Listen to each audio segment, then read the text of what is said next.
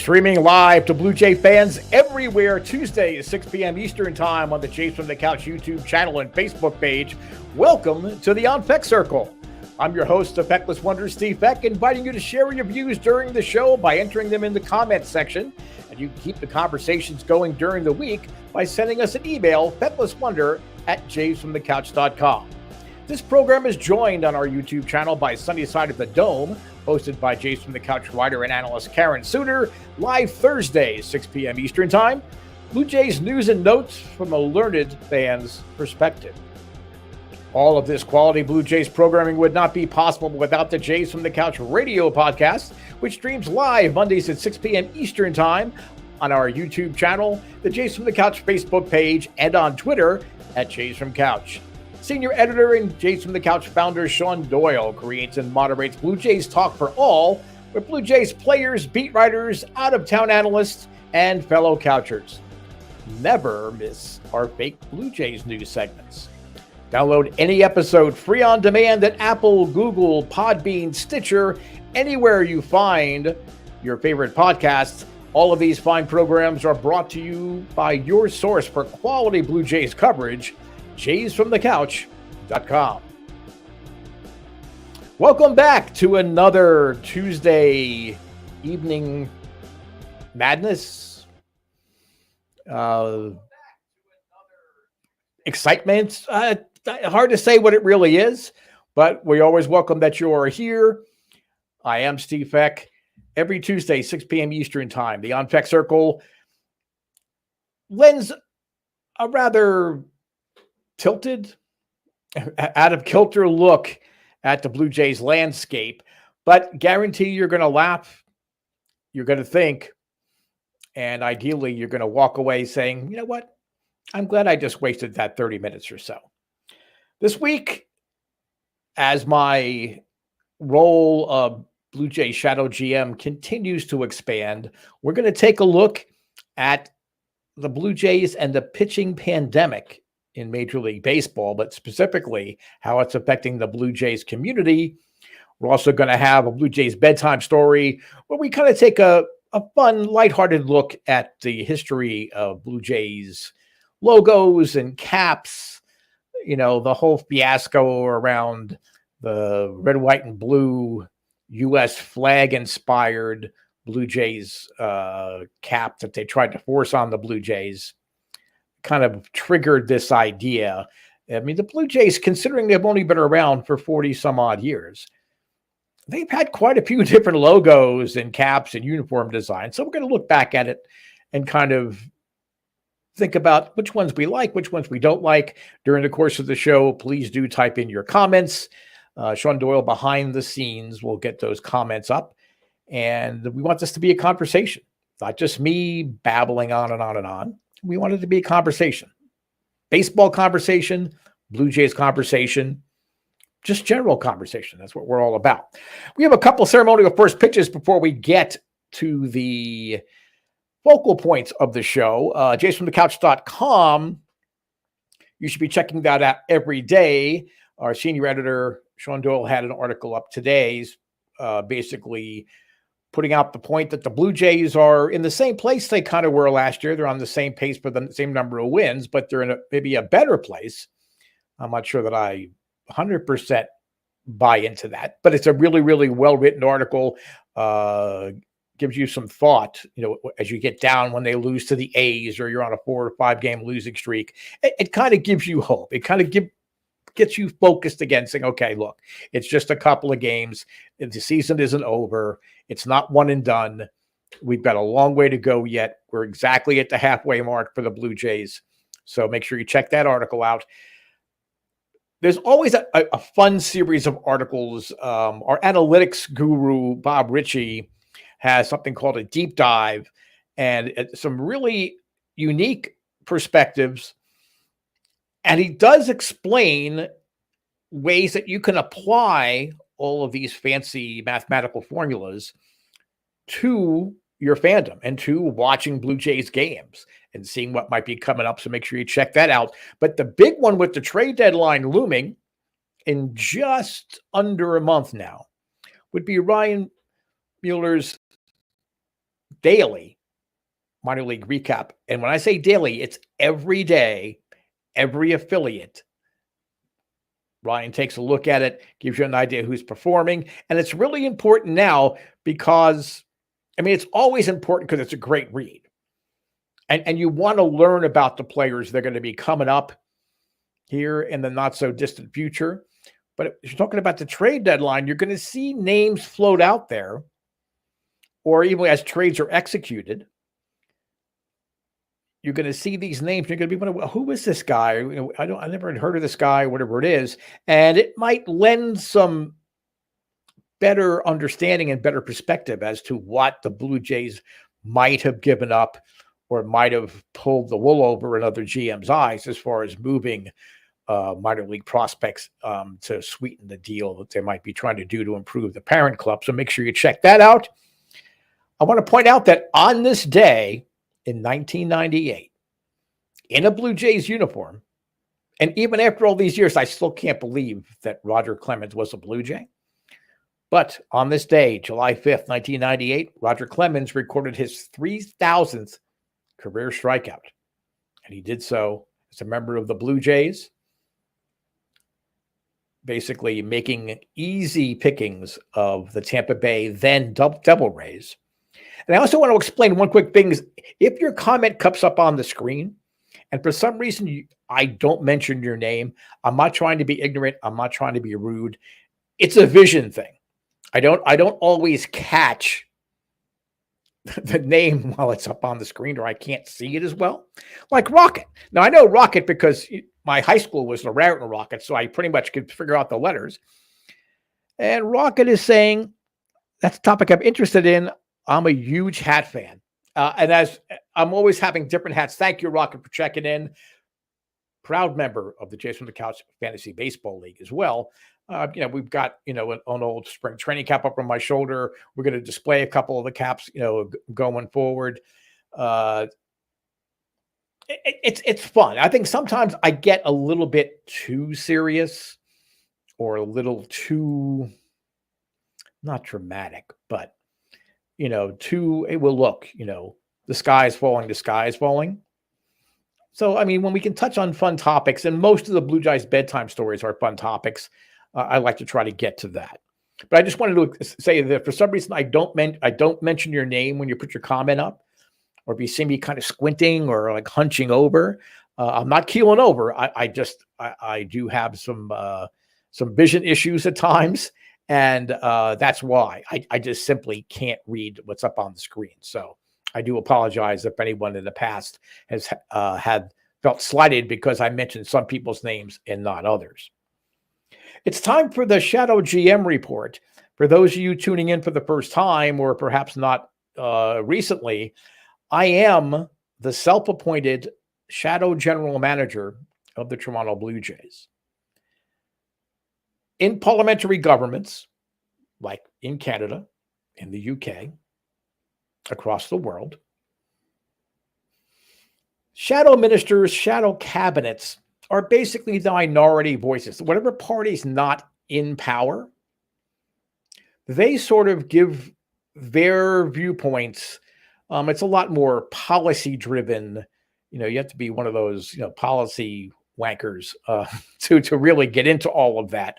So I was kind of inspired to be the Shadow GM because probably of all of the podcasts out there, and certainly at Jays from the Couch, I tend to be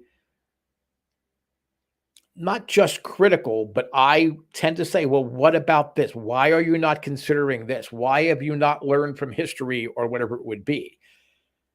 Having said that, shadow ministers and shadow governments, certainly in the UK, they're referred to as Her Majesty's most loyal opposition.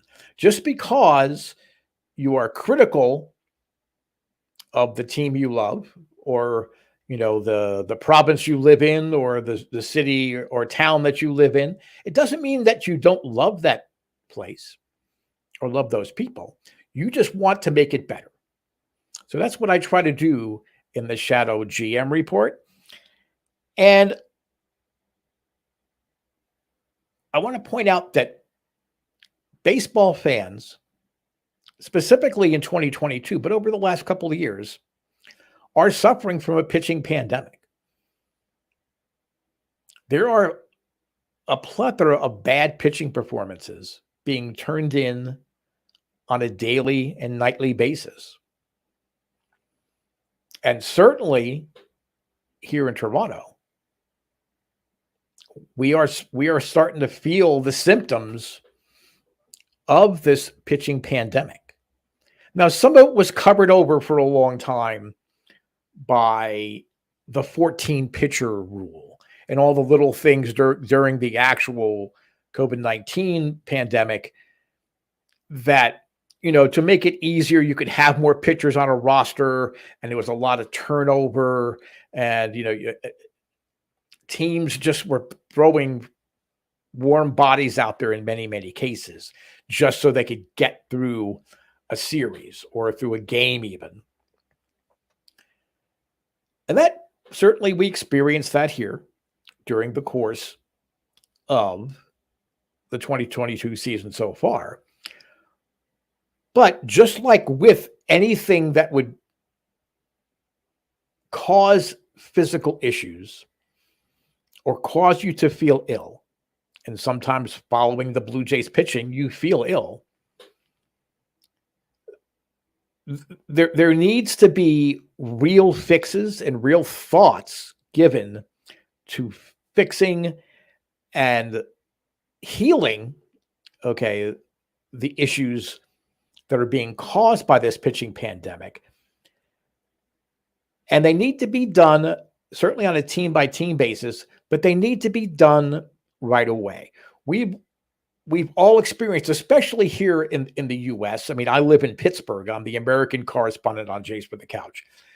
But there were far too many municipalities and states that, kind of like, well, it'll go away. It'll be fine. Don't worry about it. It'll work itself out. Yes, it's kind of troublesome now, but it's okay. The Blue Jays pitching problems are not okay. You cannot just gloss them over and say, oh, that'll be okay. Blue Jays fans have been doing that for 3 seasons now. 2020 with the actual 60-game abbreviated season and all of the issues involved around COVID protocols, you could almost kind of forgive that. Last year, the Blue Jays season was lost in May and early June because measures were not taken to fix the ills, certainly in the bullpen, but at times in starting rotation. That's why the Blue Jays didn't make the playoffs. They didn't make the playoffs because somebody wasn't hitting, or a particular pitcher or a particular hitter or a fielder made a mistake. It was pitching. That immunity was not built in, because the safeguards, the vaccinations, however you want to, what analogy you want to use, they were not put in place to protect the team from the ill effects of not having enough pitchers. I've been openly critical, even before becoming the shadow GM, of the front office's refusal to act quickly to remedy crippling issues. The season is not lost at this point. The Blue Jays are more likely than not going to make the playoffs, primarily because there's no real competition from the AL Central or the AL West as far as teams that aren't going to be division winners. Now, the division in the AL Central is still up, for debate. The Twins are ahead now. The Guardians have played really, really well. They've pitched really, really well. And they've made it a point, as they were trading players away and accumulating, compensatory draft picks, of drafting pitchers and developing pitchers that could pitch, not be openers, not be specialists, that could pitch in a variety of roles, and they were developed that way. And that's something that Chris Antonetti changed after the Shapiro Atkins regime left Cleveland to come to Toronto. This pandemic will not be deadly. I don't want to be that dramatic. But if you're looking at either not making the playoffs, if you're really cynical, or going out in that opening best of 3 round, especially if you do not have the home field advantage, because this year it's not home, away, home. The team with the better, higher seed is going to host all 3 games, if necessary, of the series. So as Shadow GM, I think it's important to point out that the Blue Jays need to act now. We talked about this a little bit on the podcast last night, the Jays from the Couch radio podcast last night. And, as usual, Karen and Shaun were a little less on board with, oh my God, we need to do things now. You have to let things play off. Shaun's a big believer. Well, this team just doesn't behave that way. They're very deliberate, and they want to make sure that all the I's are dotted and the T's are crossed. Karen believes that ultimately by the trade deadline, they're going to bring in the players. It's not that simple. Another strain, of this pitching pandemic virus that people need to start thinking about is that with the expanded playoffs, that improves the Blue Jays' certainty of making the playoffs. That's very, very true. But more teams are also going to have that same belief and look at their roster and say, hey, we're within striking distance. We could sneak in as the 6th playoff seed or the 5th playoff seed. Maybe not win the division, because pretty much the AL East and the AL West, those 2 races are decided. Things have gone wrong, and I still think the Yankees are in for a pretty serious fallback. They're not that talented, and they don't have the proven pitching that they're going to maintain this pace all the way through. It's actually probably to their detriment if they maintain this pace all the way through. That's for another show. With more teams believing they can make the playoffs, there are going to be fewer players out on the market, and certainly fewer pitchers. It's just now that teams are kind of figuring out the roles of the guys in their bullpens and who really they can count on in their rotations. So the number of players that are out there, that player pool is very, very shallow. If Frankie Montas indeed is hurt, as far as frontline starting pitchers, Luis Castillo may be the only guy that's out there on the market. So now you're going to have all the contenders trying to get the services of Luis Castillo, who really has yet to prove that he's a big game postseason pitcher. He's pitched in the postseason, but he's not. You can't say that he's a guy that he's going to get it done. We don't have to worry about it. He's not a Justin Verlander or a Max Scherzer. Very talented pitcher. And bullpen arms, again, teams are not going to give them away as readily as perhaps they would have when you had a reduced playoff field. And that's where the Blue Jays really need to get that particular booster, even more than a starter. They need another starter, because with Ryu out for the year, there's Ross Stripling And then there's who knows. And I think that they've proven that they don't have either the pitchers that can handle the opening kind of role, and the piggybacking and the matching, and they don't have the depth in the minors. 2 or 3 years from now, different story. The Blue Jays are going to be able to start bringing some guys up. I think last year's draft class with all those college arms, I think you're going to see where they can rotate guys through. They don't have that right now. So this pitching pandemic needs to be addressed now. And do not think, oh, what are you worried about? The deadline's not till August the 2nd. Teams are going to hold back. They're not, decisions have to be made. You just said for yourself, a lot of teams think that they're going to make the playoffs. Well, that's true. But the Rays don't wait. The Mariners haven't waited this season. I mean, Jerry DiPoto is infamous for making deals, but he hasn't sat and waited. The Brewers don't wait. And quite honestly, some of the teams that might have some serviceable arms, the Pittsburgh Pirates, just as an example, maybe the Marlins, they're not going to wait. If they're blown away with the deal, they're going to make it. They're not afraid. They're not going to second guess themselves. They're going to make those kind of deals. There are teams that are going to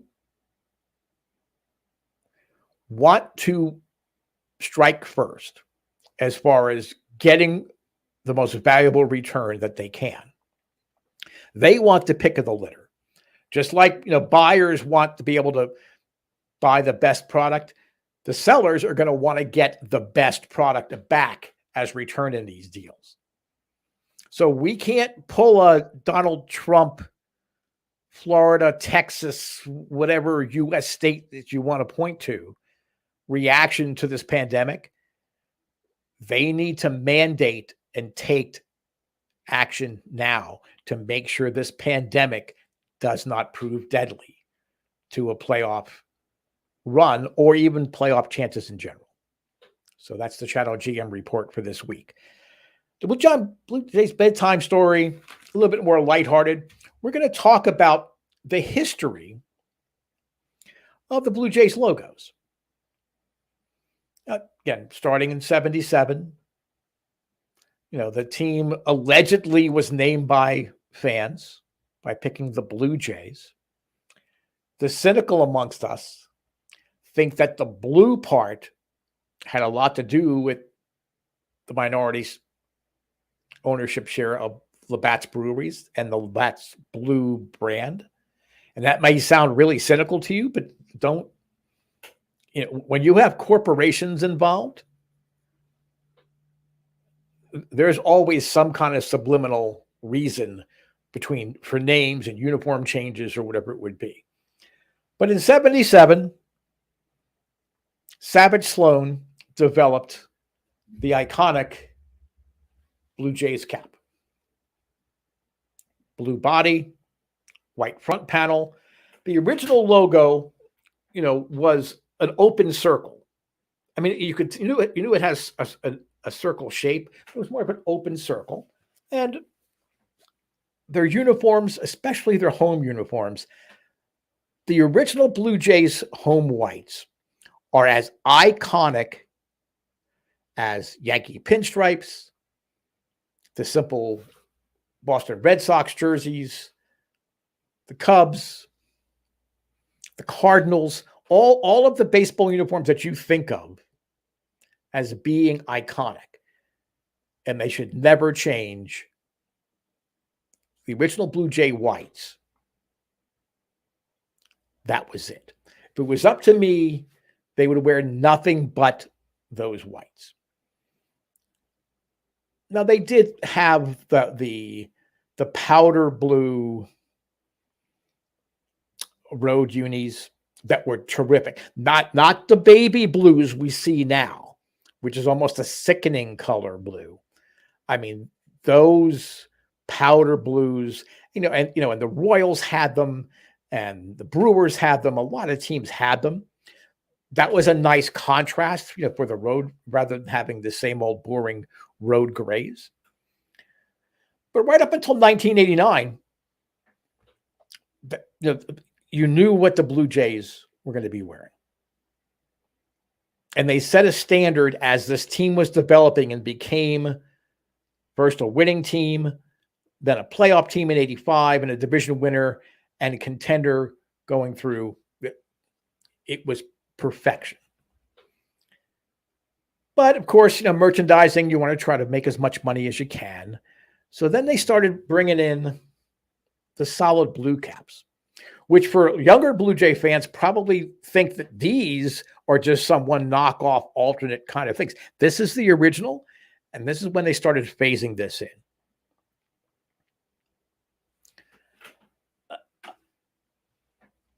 Again, I'm an old timer. I prefer this cap here. And those original white uniforms, but it's okay. It's kind of okay. We get it. Blue Jays. Okay. That's fine. It doesn't stand out. It's just another baseball cap. At least for me, it's just another baseball cap. And things stayed that way through the championship years. And then, basically these hats by 1994 were only worn on special occasions. And then they were sort of phased out in favor of the blue caps. And then in 1997, for the first time, the Jays really made a conscious effort to embrace the Canadian identity to help the Blue Jays stand apart from the other, at the time, 25, soon to be, 27 other major league franchises. Yes, they always had the little Blue Jay, the little maple leaf in the Blue Jays crest and the logo on the cap. But then, I don't have this hat. I don't know what happened to mine. But they came up with this design where you had the Blue Jays, iconic, cartoonish kind of Blue Jay in a baseball, and then the red maple leaf. This is a Joe Carter, by the way, batting practice jersey back from that era. And it was okay. The uniforms sort of transformed. If you look at the lettering on the back here, the letters transformed a little bit from the traditional, really also iconic 70s, 80s Berlinish kind of font usage with the little split between, the numbers and the letters. Very, very cool. And that went on to 2002. Now, in the interim between 97, when they had these new uniforms and the new logo, and the biggest mistake ever in uniforms is coming up here in a little bit. Rogers Communications purchased the Toronto Blue Jays from Interbrew. I'm not saying it's Rogers' fault for this logo, but they signed off on it. They wanted something different. This is a new era in Blue Jays baseball. So, in 2001, the steroid Blue Jay logo was introduced. I get T for Toronto. Okay. I'm assuming that the bulked up Blue Jay was supposed to show, look, we're fighting and we're superior and we're stronger than you. I guess that's what the idea was. I mean, like if Nintendo bought the Mariners, if Nintendo had came up with a logo like this, You'd expect it. You see logos like that a lot in Nippon professional baseball. But this was just hideous. It was horrible. And this is from Rocket again. It's probably because of my era, but my favorite logo is the Jays coming out. I'm sorry. I can't read it. I'm so embarrassed, Rocket, here. Let me try one more time. The monster jacked up J out of the T was hilarious. I want to know who got that logo past marketing. MLB, sometimes, especially if there's a new ownership group, they try to suck up and say, what a great idea. But this was just horrible. Luckily, it was short-lived. The only good thing about this uniform was the actual uniform shirt itself. They had the sleeveless uniform shirts. That was pretty cool. I did like that. But overall, the uniform, it was just hideous. Then in 2004, and I know that Shaun Doyle behind the scenes is not grinding his teeth now. I won't spend a whole lot of time on this, Shaun, because I know you really hate this logo. It was the J. And then if you look, the Blue Jay is more like a bird of prey. I always liked this design. And for a little while on the road, you had this kind of graphite gray cap. But otherwise, it was straight black, and it had that J. And branded, the name of the company that designed this new logo and the new uniforms, deliberately left the word blue out of Blue Jays. So it was just the Jays. It was the Jays, as far as the uniform, embroidered across the chest, they were the Jays. Now, Jays from the couch. A lot of people refer to the Jays just as the Jays. So it made sense. And it really was a unique brand. Now, de-emphasizing the blue and having the black be the predominant color, in a lot of ways in the uniforms. Okay, I understand why there was such backlash and such pushback on this change, but especially with the black. Personally, if we can't wear the iconic, blue hat, white panel, or all white Blue Jays uniforms, I wish they would go back to those uniforms. It was a resurgence in a lot of ways. I think the team was trying to change its image on the field, off the field. Unfortunately, the on-field product was also a product of J.P. Ricciardi. So that kind of cheapened, the effect on the field, perhaps, for the new branding. But personally, I love this jersey. I love this design. Many of you don't agree. Many of you don't like it. I get it. I understand. But for me, I immediately went out and I bought that jersey, these caps, because I loved the new design. Now, gradually,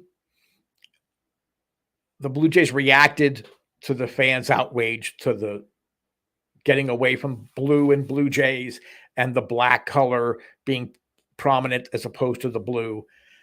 They brought back the original logo, kind of changed a little bit, actually closed the circle with Toronto Blue Jays. And now it's out of control because whatever happens, there always seems to be a reason to have a new logo. Like over it would be on the left part of the screen, that's a spring training cap. The Blue Jays have had a lot of different caps for both spring training, for Canada Day, with that maple leaf logo on it. I think that's a great idea. I mean, we talked a little bit about City Connect uniforms. I don't think there should be a City Connect uniform. I think that the All Reds should be their City Connect, but it's a country connect because the Canadian flag doesn't have blue in it.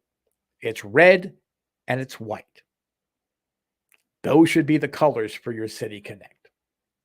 I understand that university sporting teams, professional teams, the Maple Leafs, whatever it would be, Toronto Arrows, back in the day, the Toronto Blizzard, they always had blue and white. But if you're going to do a City Connect, it should be a country connect because that's what the Blue Jays are trying to market. Thank you for sitting in here with me today. If you have any comments, please do. If you're watching on Facebook or on Twitter, if you're watching it in the archives of the YouTube channel, put in your comments. I check throughout the week. You can send an email, fecklesswonder@jaysfromthecouch.com. We'll be back again next Tuesday, 6 p.m. Eastern time, with some more Shadow GM reports and a Blue Jays bedtime story about the day Damaso Garcia earned his uniform. Until then, I'm the Feckless Wonder, Steve Feck. Thanks for watching. We'll talk to you next week. And don't forget, some people just look at this as a baseball. Blue Jays fans know this is a lifestyle. Thanks for tuning in.